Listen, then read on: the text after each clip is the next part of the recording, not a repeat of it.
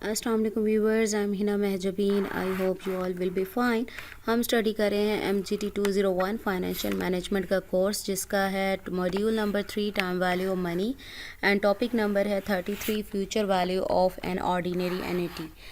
Okay जी, lecture start करने से पहले अगर आप मेरे चैनल पर न्यू हैं देन प्लीज़ मेरे चैनल को सब्सक्राइब कर दें और बेल आइकन को क्लिक करना मत भूलेगा, ताकि upcoming lectures, different assignments, quizzes और पेपर्स के नोटिफिकेशंस आप तक पहुंच जाएं। लाइक भी कीजिएगा, शेयर भी कीजिएगा। ओके जी, let's start from today's lecture that is about future value of an ordinary annuity. Annuity होती क्या है? An annuity is a series of payment और receipts of equal amounts after regular time interval. यानी जैसे आप लोग instalment करवाते हो कि एवरी ईयर या एवरी मंथ के बाद आपको इंस्टॉलमेंट्स यानी same amount same regular interval के बाद, यानी अगर मंथली है तो एक मंथ बाद एवरी मंथ आपको सेम पेमेंट मिलेगी, यानी सीरीज़। क्योंकि जब हमने प्रीवियस लेक्चर में बात की फ्यूचर वैल्यू और प्रेजेंट वैल्यू के, तो हमने जस्ट एक एक अमाउंट की बात की कि एक अमाउंट है और उसकी फ्यूचर वैल्यू फाइंड कर रहे हैं, उसकी प्रेजेंट वैल्यू फाइंड कर रहे हैं। लेकिन अगर आपको सेम अमाउंट एक पीरियड टाइम पीरियड के लिए मिल रही है, रेगुलर टाइम पीरियड, यानी अगर 1 मंथ की है, 1 ईयर या 6 मंथ्स की है, तो एवरी 6 मंथ्स आपको सेम अमाउंट मिलेगी। यानी 10,000 अगर इंस्टॉलमेंट है तो एवरी मंथ आपको 10,000 मिलेगा, यानी अमाउंट भी सेम रहेगी और रेगुलर टाइम इंटरवल यानी एवरी मंथ आपको मिलेगी। यानी टाइम इंटरवल यानी इक्वल टाइम होगा और क्या होगा, अमाउंट भी सेम रहेगी, तो इसे एन्युटी कहते हैं। और we can say that annuity is a series of payments और receipts in amount remains same and also time period, such a series of payments or receipts if it is at the end of time period। तो वैसे तो इसे annuity कहते हैं, यानी आप क्या है, रिसिप्ट्स यानी पेमेंट्स जो ले रहे होते हो, पेमेंट कर रहे होते हो या उसकी रिसिप्ट मिलती है आपको, तो वो क्या है, अगर eight the end of the time करें या टाइम पीरियड, जैसे आपकी फर्स्ट डेट होती है उस पर नहीं, लास्ट डेट 31st डेट की अगर बात करूँ तो तब पे करते हो या आपको मिलती है, तो उसे हम क्या कहते हैं, ऑर्डिनरी एन्युटी कहते हैं। For example, if insurance premium of 200,000 pays every year, it will be an annuity, क्योंकि आप 200,000 ही every year पे करोगे। अब ये है, डिपेंड करता है कितने सालों के लिए, लेकिन every year की बात हुई है। जब एट द एंड और एवरी ईयर की बात हो जाए तो समझ जाना कि एन्युटी की बात हो रही है, ठीक है। Similarly, if a person gets 40,000 interest per month on this investment, it is annuity। हमने बात की रिसिप्ट्स या पेमेंट्स, या पेमेंट करते हो या कुछ लेते हो या देते हो, इस तरह से है। चाहे वो एट द एंड ऑफ की बात कर दी, एवरी ईयर या एवरी मंथ की बात करते हैं, यहाँ पर मंथ की बात हो रही है, यानी पर मंथ आपको 40,000, यानी ये मंथ्स के अभी ये नहीं बताया कि कितने मंथ है, लेकिन पर मंथ 40,000 इंटरेस्ट आप लोगे, यानी सेम अमाउंट आपको मिलेगी, ठीक है। तो ये भी एक एन्युटी है। नेक्स्ट, ऑर्डिनरी एन्युटी, मैंने अभी आपको लोगों को बताया, एन्युटी वेयर द पेमेंट्स और receipts are at the end of the year और at the end of the period is called ordinary annuity और डेफर्ड एन्युटी।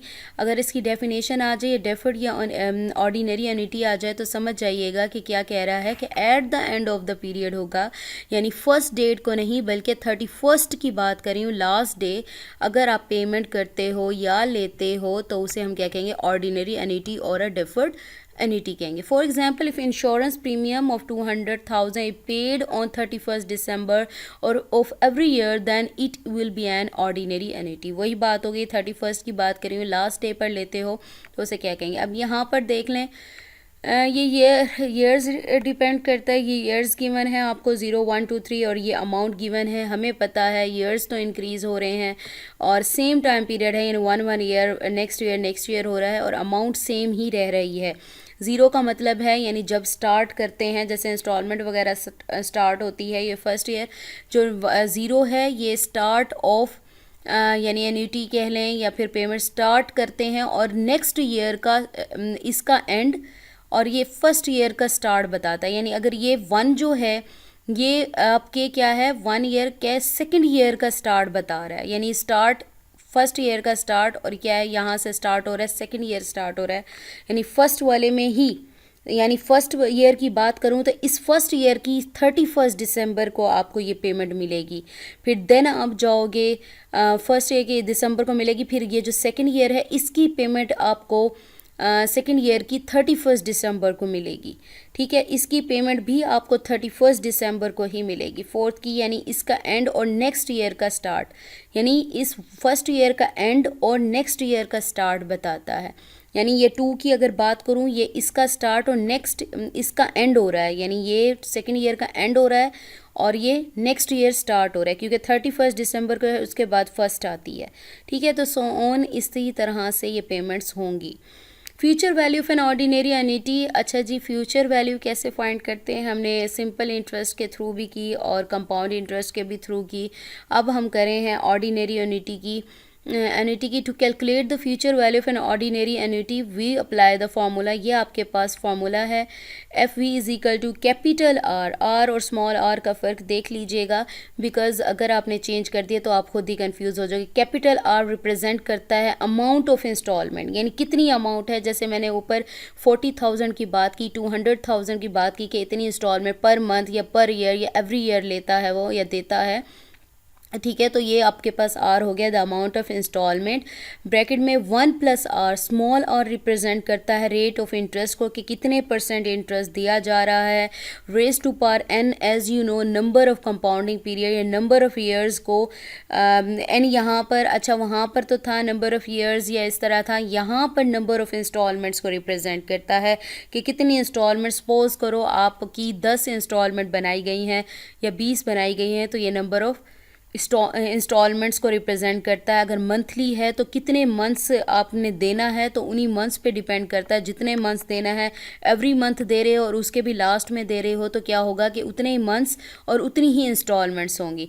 तो यहाँ नंबर ऑफ इंस्टॉलमेंट है। प्रीवियस में जब हमने फ्यूचर वैल्यू और प्रेजेंट वैल्यू की थी, नंबर ऑफ ईयर्स या कंपाउंडिंग पीरियड को रिप्रेजेंट करता था। -1/r, स्मॉल आर, वही बात हो गई, रेट ऑफ इंटरेस्ट है। ठीक है, ये फॉर्मूला है आपका। अच्छा, इसका क्या फ़ायदा है मैं अगर आपको बता दूं, देखें पहले तो हमने प्रीवियस लेक्चर में एक ही वैल्यू ली, उसकी फ्यूचर वैल्यू आपने मतलब फाइंड की, फिर प्रेजेंट वैल्यू फाइंड की।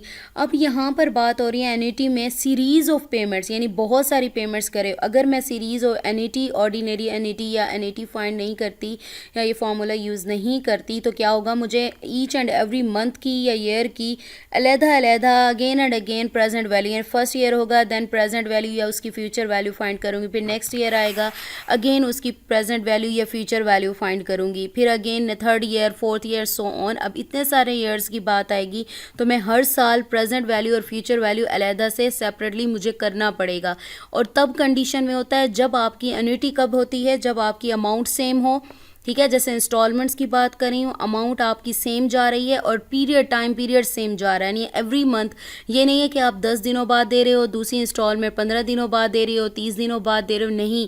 अगर 1 ईयर की बात हो रही है, पर ईयर की बात हो रही है, तो 1 ईयर के बाद ही इंस्टॉलमेंट, वो भी लास्ट डे में, eight the end of the period, यानी लास्ट डे 31 दिसंबर की बात करूँ तो ईयर की बात करूँ तो क्या होगा, 31 दिसंबर को पे कर रहे हो। ठीक है, ऑर्डिनरी एन्युटी की वो हो जाएगी, हिंट है ये। ठीक है, तो आपने क्या है कि इस तरह से क्या है, अब यहाँ पर देखो आर गिवन है, ये फार्मूला क्यों यूज़ कर सकते हैं, सीरीज़ में क्यों यूज़ होता है। देखो आर रेट सेम रहेगा, ठीक है, नंबर ऑफ इंस्टॉलमेंट तो चलेगी, रेट सेम रहेगा क्योंकि एक ही रेट पर ले रहे हो। नंबर ऑफ इंस्टॉलमेंट्स आप लोगों को पता होंगी, तो ये यूज़ कर सकते हो। ठीक है, okay. Next, future value of an ordinary annuity. The factor इसे फैक्टर कहते हैं। ये नंबर ऑफ इंस्टॉलमेंट्स को अगर मैं छोड़ूँ, तो मैंने प्रीवियस में भी कहा था आर को अगर छोड़कर ये पूरा क्या है, फैक्टर है, जस्ट आर से स्मॉल आर से इसे डिवाइड किया गया है। The factor which is return when multiplied with the amount to get the future value of an annuity is called future value interest factor of an annuity, FVIFA, future value interest factor annuity of an annuity. ठीक है, ये है factor given है, ये मैंने ऊपर भी दिखाया, 1 plus R raise to power N -1 divided by R. ठीक है, ये फैक्टर की वैल्यू अगर टेबल्स, जैसे मैंने प्रीवियस लेक्चर में टेबल की बात की थी, तो टेबल में भी इसी फैक्टर की वैल्यू दी होगी, जस्ट आपने क्या है कि उसको फ्यूचर वैल्यू या नंबर ऑफ इंस्टॉलमेंट से मल्टीप्लाई करना होगा।